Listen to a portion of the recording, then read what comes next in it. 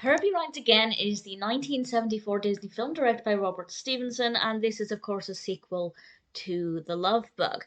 And honestly, I didn't mind the film. I liked the characters. Herbie was obviously a great character as well, but it wasn't as interesting as the first film. This one focuses on a developer who's trying to buy this firehouse, this fire building, in order to demolish it and make way for new buildings. But the woman who lives there refuses to cooperate. Understandably, why should she give over this building to this big corporate developer? And the developer sends in his nephew Willoughby, played by Ken Barry, to talk to Mrs. Steinmetz, played by Helen Hayes.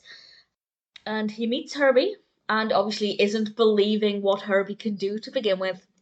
And he also meets Nicole, played by Stefanie Powers. And while he begins to develop some romantic interest with Nicole, he also learns about Herbie, and he begins to realize that his uncle may not be the most honest person there is. And Willoughby's priorities might shift a little bit, but it's still unclear whether this building will be bought over and developed, or whether Herbie has anything to do with it, and I won't say any more than that. It's an interesting enough narrative. I think it's quite well developed, it's quite well written, it's not the most predictable, and it's very well shot, particularly, the scenes with Herbie. I think they're very well done.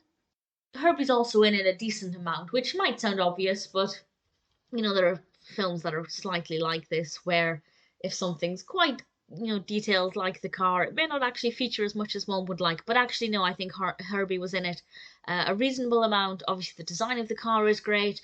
It was interesting enough, and the characters were really good. The performances were really good.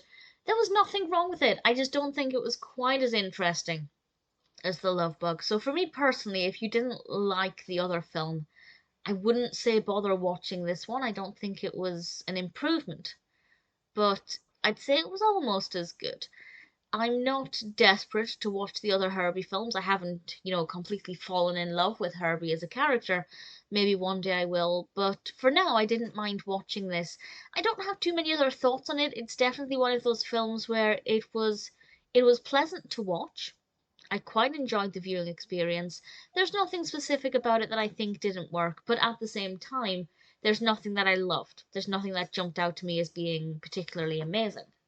So with that in mind, if you've seen The Love Bug, or if you're trying to watch every Disney film, absolutely give it a go. It is currently on Disney Plus, and I'd say if you have a spare hour and a half, give or take, it's probably worth checking out if you're wanting something that's an easy watch, but still quite cleverly done.